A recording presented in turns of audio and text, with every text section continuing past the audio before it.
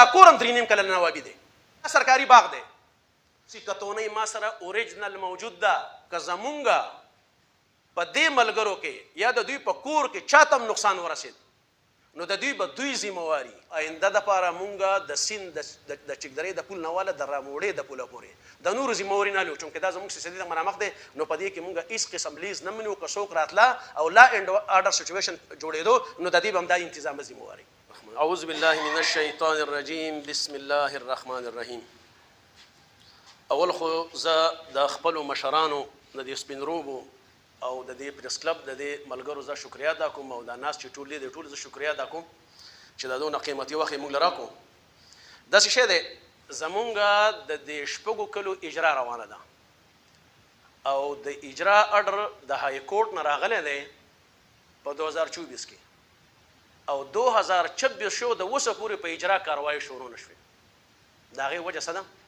د هغې وجه څه ده چې کوم زمونږ د چکدرې د غلو دا ټولګی دی هغوی په دې بایپاس باندې ګیمونه کوي.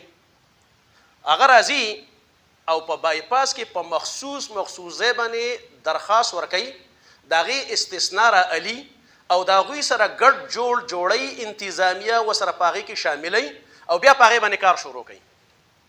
په دې مخکې ورځې کې هم داسې یو واقعه وشوه، حالانکې په دغې سړي 3 کاله مخکې د دې چکدروالو په ایما باندې ما کار بند کړی، دوی را سره وو.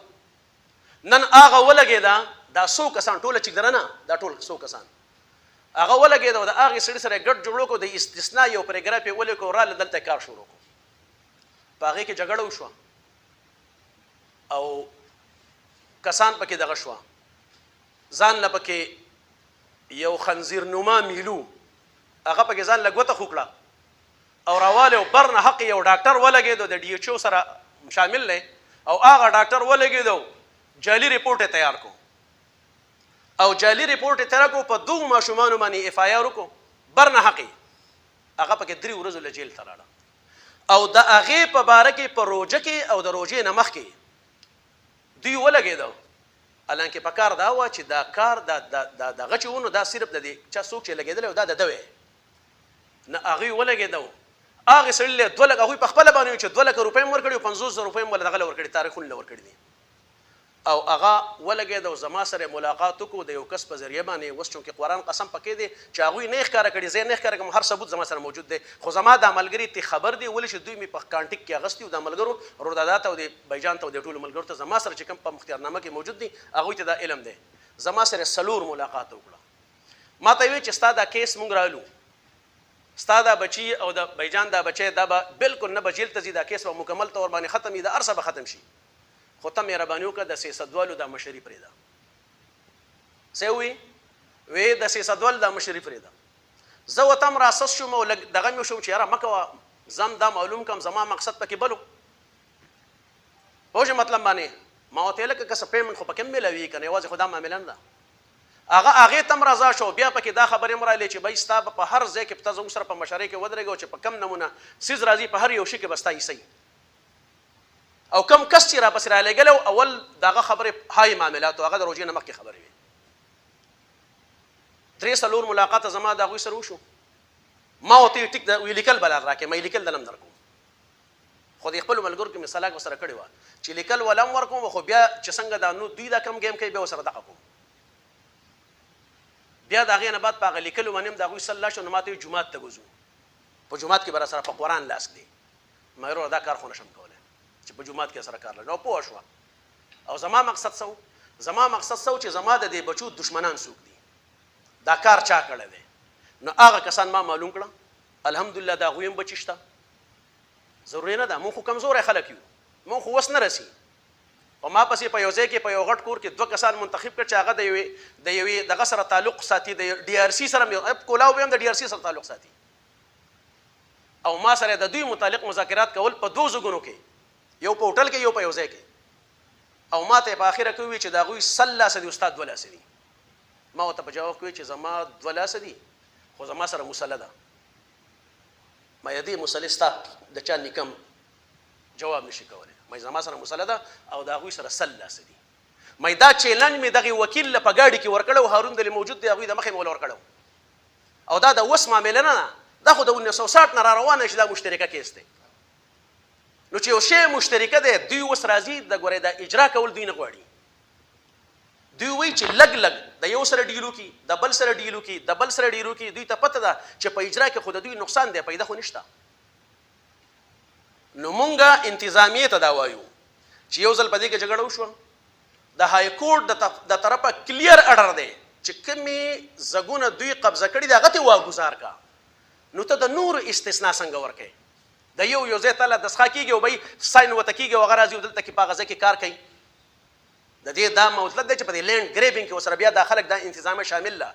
نو که دلته څه نمونه نقصان وشو مونږ خو به قلاره نه کینو، مونږ به بیا هم راځو که چا کار وکړو. خدای دې کړي چې زموږ دا سرونه پکې ځي. څه نمونه نقصان یې هغې ته مونږ تیار یو.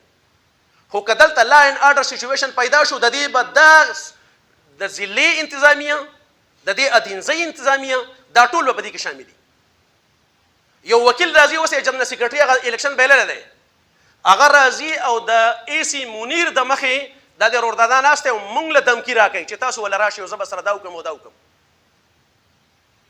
او بیا د هغې په ځای کې اے سی لګي او مونږ ته وایي چې په تاسو باندې 780 لګي او دا ما بسم الله وکړه چې کم 80 لګي هغه سره یو دو سره نور هم ولګوه. آیا مونږ د دې ملک باشندگان نه یو؟ زما کیس له 1960 نه را روان دی. په 1972 کې لینډ کمیشن زما مشترکه فیصله کوي سیسده او چکدره بټوین عثمان خیل. زما دویمه فیصله های کورټ کې 1989 سیسده چکدره ورسز عثمان خیل. زما بله فیصله سپریم کورټ کوي په 1991 کې سیسده چکدره ورسز عثمان خیل. زما بل اجرا درخواست ورکېږي په 1997 کې چې زما مشترکه درخواست ورکړی شوی دی او اوس اوسنۍ فیصله چې کوم راغلی کم لست چې دوی غیب کړی و پیسې پې ورکړې وې هغه لست ما راوښکی دی او اوس د دې اوسنۍ د های کورټ د فیصلې 14/2014 چې په هغې کې کم درخواست دوی ورکړی دی او په هغې کې 15% 20% 65% دغه شوی دی او په هغې دا ټوله کاروایي روان ده. هغې کې هم زما لست پټیشنر موجود دی نیمه سیاستدان او نیمه چکدروال دي. صرف دوی دا کار کړی دی د دې پیسو د غلا دپاره. اوس چونکې یوه غلطي دوی کړې ده انتظامیه هم غلطي کړې ده او دوی د هغې یوې غلطۍ د پټولو دپاره دوی دا کوي چې صرف رامیال باکنډی به دا د چکدروالو دی او د علیمه سودا دا چل دی. زما درخواست مشترکه دی زما کاروایي مشترکه ده. دا څه چې کېږي دا د لینډ کمیشن د 1972 په دغه باندې کېږي او د 1972 فیصله زما مشترکه ده. مونږ ټول دلته څوک ناست یو دا بارام خیل دی شرقه خیل دی بابو خیل ناست دي. مونږ په سیسده چکدره دواړو باندې بارام خیل شرقه خیل بابو خیل یو. اصل کې مونږ څوک یو مونږ افغانان یو. کیس دی افغانان ورسز عثمان خیل. نو چې کیس افغانان ورسز عثمان خیل دی افغانان ته که ته هر نوم ورکوې که ته ولې د چکدرې نوم ورکوې لکه مثال په طور باندې په چکدره کې چم هم دی په چکدره کې ګړی هم ده په چکدره کې ډیری هم ده اوس پکې امیرآباد هم دی دقسې دا چکدره اوس پکې سیسد هم ده جرګه خټ هم دی او بل هم دی. کیس اصل کې کیس خو د قومونو کیس دی د ادینځۍ د قومونو د سیسدې د چکدرې د قومونو هغه دی افغان سیسده چکدره بارام خیل شرخیل بابو خیل څنګه چې په اوچ باندې موجود دی پیرخیل چندرخیل عمر خیل. نو مونږ انتظامیې ته یو ځل بیا سلا وله ورکوو بلکې وارننګ وله ورکوو که چرې دلته کې څه نمونه خونغوزي شوه حالات خراب شوه نو د دې ذموار بدای او مونږ سیکیورټي ادارو ته دا درخواست ورکوو چې دوی انتظام لګي او تاسو ته دا کار خرابوي تاسو ته دا شی خرابوي نو تاسو مهرباني وکړئ دوی ته لګام واچوئ.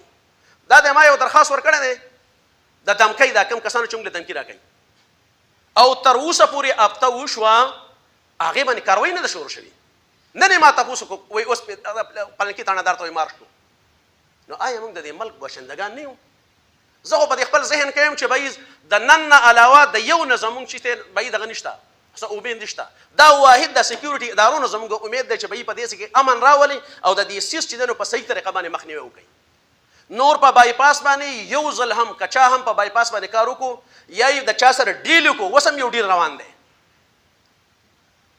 او دا ډیل چا وکړو نو د دې به هغه په خپله ذمواري دا زمونږ مشترکه پراپرټي ده دا زمونږ مشترکه ځمکه ده د دې فیصلو په رڼا کې زمونږ ځمکه ده. که پیسې راوښکې شوي دي او یو اډر شوی دی دا خو متفرق درخواستونه کېږي. اصل مین شی خو هغه دی اوس تر فیصلې امپلیمنټیشن دی. ته راځې د هغې د یو کس د خولې خبره ده چې د ډي سي صاحب دا یو فیصله چې کوم دی دا د اوچ په یو کور کې لیکلی شوې ده اوس ولې را باندې هغه حقایق دا کوي را مخې ته کوي دلته دې تحصیلدار څه اخیستي دي یو لګیا یو ایسې موجود وای دونه راکړه دا دونه کس راغلی دونه راکړه ستا په حق کې دا چل دی وای 70 لاک د یو کس کیسو وای بھائی 20 دله ورکړه او 20 چې دنه غله ورکړه دا 10 پکې دې طرف ته ورکړه تحصیلدارانو غلطي وکړو کمشنر صاحب له لاړم او هغه ته مې وکړو حقایق مې ورته کېښوده دواړه یې بدل کړه زمونږ ډي سي صاحب یو اډر وکړو راویستو تحصیلدار ته یې وویل چې ته په دې کې انکوایري وکړه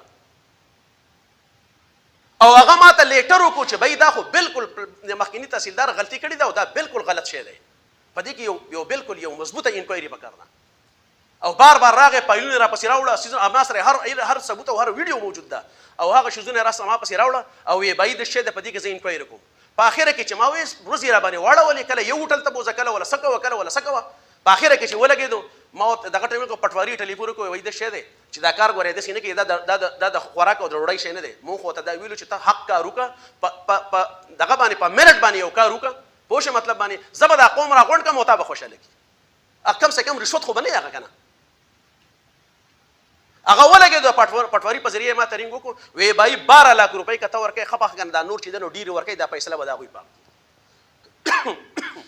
اوس ما د انتظام یې موږ دلته غواړو یا چاله ورشو په کومه طریقه باندې دا مسلې وکړو او لاړ ورګېدو هغه پیسې دا غوي په حق کې وکړو خبره ختم بیا چې زه خبر کړم او ولې ما ته لیټر را لګلې زما سره هر یو ثبوت موجود دی ک نه به غواړي ک پرس کا انټي کرپشن غواړي د دنیا هر یو عدالت غواړي زه ته ثبوت په لاس باندې زول ورزم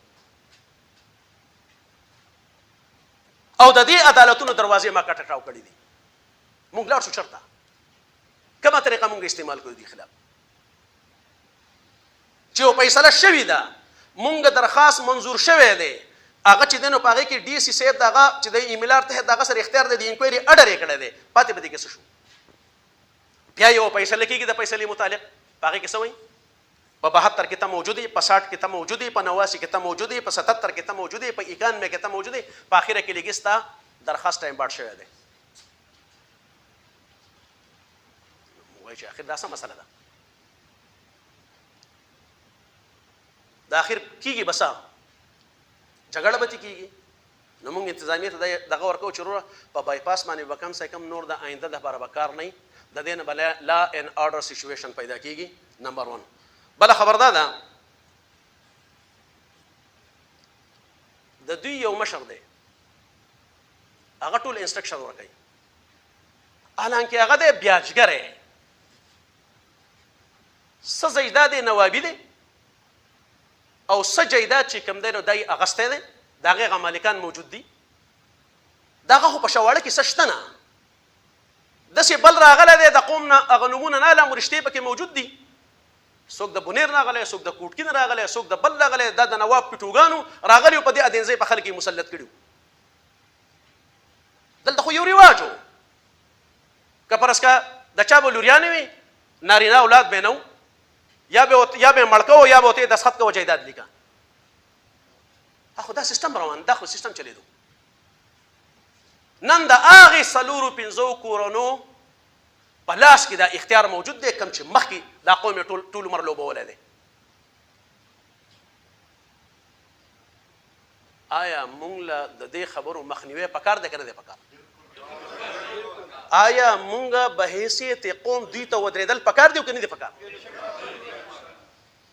که بایپاس باندې دوی کار شروع کړو موږ به راوځو مونږ به د دوی دا کار بندو که په دې کې هر نمونه څیز خبر راځي کوو به دا کار ګورئ جي مونږ خپل بچي راواغسته ما زما زوی په یونیورسټۍ کې آی ټي کوي دا بل امپل کوي دا کاتې لیدلي هم نه دي هغوی 3 ورځې په جیل کې تېرې کړې په یو شادي کې په یو غلط څیز کې نو مونږ دغه وایو د دوی دا خیال چې د سیاستې د عوام به ویریږي وروره زه د خپل ځان یادوم زه ډېر وکوټه یم خو چې ته ما څه څونه دباویې او څونه زور راولې اقوم را بدله خوله ماتوم او بیا پکې زما دماغ چې څونه په سخته کې کار کوي دونه په راحته کې کار نه کوي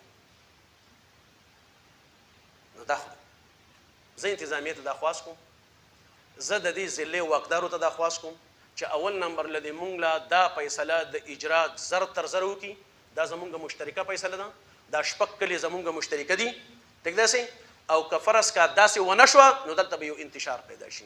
بله خبره اخري درته کوم، څه کسان دي هغه راځي او زمونږ د مشرانو له مونږ له دمکیانې راکوي. ټیک ده چې په هغې کې ما دا یو وکیل یادم کو چې د ایسی منیر زه ذکر کوم، د هغه د مخې دمکي ورکړی او بیا وروسته ولګېد او د هغه کیمرې موجود وې او لاړو د دغه د مخې زمونږ په یو خورۍ باندې ګزارې مو کې او ما ایسی منیر ته وام وی چې دا کار یې داسې وکړو، هغه پې چپ پاتې شو. بیا یې مونږ له بار بار چیلنجونه راکول چې تاسو وله راشئ. نو چې کله وله مونږ رالو نو هغه مدیان پکې بیا نه و. زه دې چکدروالو ته ویم چې چکدروالو مهرباني وکئ، دوی خو تاسو استعمال د اوسه پورې ستاسو تپوس کړی. د نن نه 3 کاله مخکې تاسو په ما پسې د شازم په مشرۍ کې د عمران په دې باره کې دا ټول په ما پسې راغلي نه وئ چې بهی دا خلک غله دی، دا خلک غله دی. په باکنډۍ رامیل کې زګونه خرڅ کړي، شواړې ډکې کړي دي او تم زموږ سره ودرېږه. او ما دې چکدروال ته ګوره ما زه ګوره په یو لاره باندې ځم، بیا زما ګوره واپس نه تاسو به واپس شئ. هغه د هغوی دغه شوه، هغوی ویرېده او چې زما خواله څوک راځي نو به یې هغه لګېدی، به یې په 2 لکه یا یې په 15 لکه روپۍ اخیستی یې ځان سره یې کړی. بیا داسې صدي یو کسو بار بار راغی چې په خبره اتره مې پوه کړو، به یې لاړو هغه له یو 20 لک روپۍ ورکړې، هغه اوس په قلاره ناست دی او ټول یې پېژني، نوم یې نلم. نو چې کم مشر دمکیانې ورکولې هلکه ورکولې هغه په خپله باندې بیا بایپاس ته راغلی، بیا راتلی په خپله راشه که نه. بیا چې ته دمکي ورکوې ما ته په تحصیل کې په ګڼه باندې کې خو ګور دا خو د ګیدړ کار دی. ته پښتون یې، پتا کې د پښتو سره رواج څه قانون موجود دی، مهرباني که زګی وښیه موږ به در شو. په ګڼه کې ګزار کول دا خو د ګیدړ سره کار دی. ته چیلنجونه ورکوې او د څه دپاره دا کار کوي چې ستا پکې په خپله نشته، ته بیاجګره یې، ستا سره دا نور خلک بیاجګري دي. د دوی په دې کیس کې څه شته نه چې څه یې پکې وي نو دا کار به نه کوم، دا قوم به یو کړی وی. زه کم کسانو چې دا دمکیانې او دا شی ورکوي زه د هغوی نومونه یادوم. که زمونږ په دې ملګرو کې یا د دوی په کور کې چاته هم نقصان ورسېد نو د دوی به دوی ذمواري که مخامخ راله مخامخ به ورسره پوه شو، خو که په شا یې ګزار وکړو نو دا ذموار دي.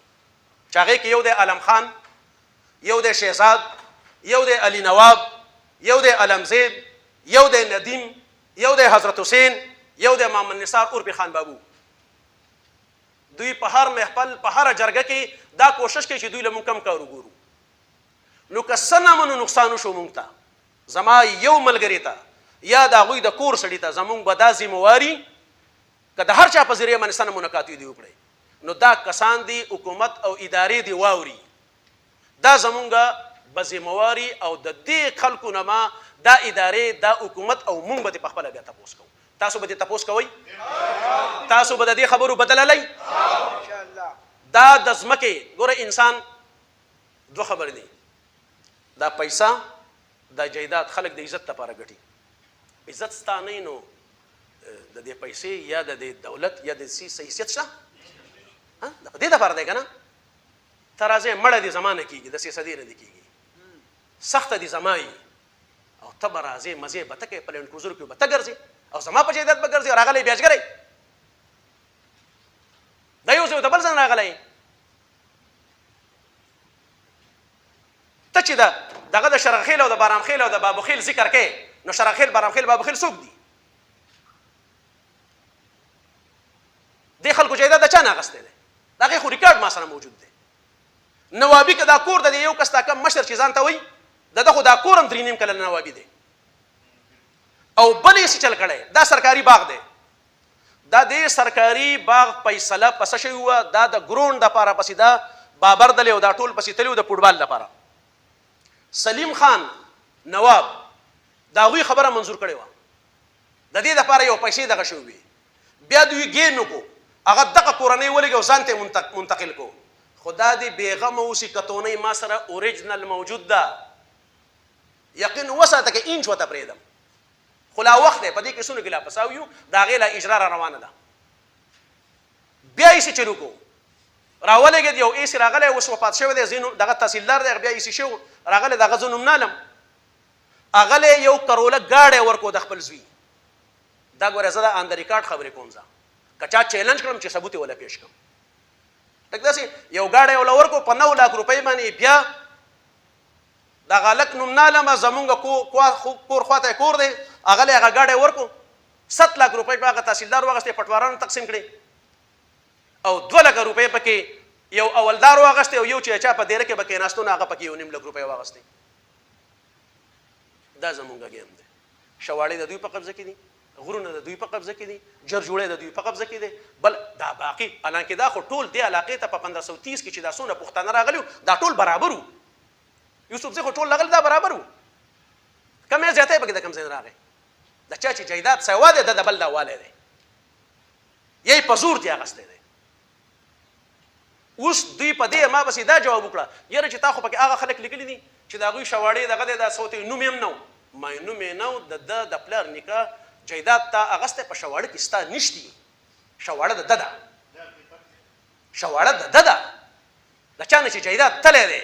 ولې شواړه چې کوم شی د ده په قبضه کې نه و خو ده نه دی خرڅ کړی. نو زه خپلې خبرې راغونډوم. اول دغه کسان چې ما یاد کړه دغه کسان زمونږ مجرمان به دغه کسان چې کوم دی سلم و نقصان زما د ګروپ ته یا چاته ورسېد په سلسله کې دا به بل آخري خبره زمونږ په دې دغه باندې د نن نه یو کال مخکې ډي سي صاحب ته ویلو چې بهي د چکدرې د پول نه واله او د راموړۍ د پورې دلته به لیز نه وي. دا ځمکې ټولې کندې کندې کړې، سیلاب راشي بیا په کورونو باندې ورځي، اوبه لاړې لاندې په زرګاو سټې شولې به کېدې هغه لاړې ختمې شوې. ته د 1 کروڑ روپو د 50 لکو روپو دپاره څه کومه ته هغه ورکوې او سیند ټول کندې کندې کو. په دې مخکې ورځو کې شیول راغلی او دا کسان ټول کلی پسې راوتې و، چابي هم ترې اخیستې وه، خو بیا هغه دا ووایي چې بهی زه میلمه یم هغه هم پرېښودو.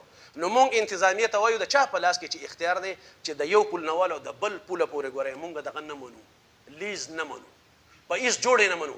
بیا ډي سي صاحب په خپله باندې ووي چې دا لیز به دی صرف په دې سیند په دې اوبو کې کار کوي او بل د سیند دا اوبه د چا دي؟ دا سیند دا اوبه خو دا خو زمونږ ځمکې ورانې کړي دي، دا خو زما ځمکې خرابه کړې ده او راغلی یو ځل راغلی نو په ایکړو ځمکې را لم تباه کړې، بل به ته راځې ټوله شپه ورځ باندې ته ګړز ګړز جوړ کړی او بیا به اوبه کال له زما باندې راځي. نو الحمد زه دا وایم چې یاره د دغې د مخنیوی وشي او آینده دپاره مونږ د سیند د چکدرې د پول نه واله د راموړې د پوله پورې د نورو ذمهواري نه لرو چونکې دا زموږ سیاسي د مخامخ دی. نو په دې کې مونږ هېڅ قسم لیز نه منو. که څوک راتله او لا اینډ آرډر سچویشن جوړېدو نو د دې به همدا انتظام ذمهواري. والسلام. د الله په امان.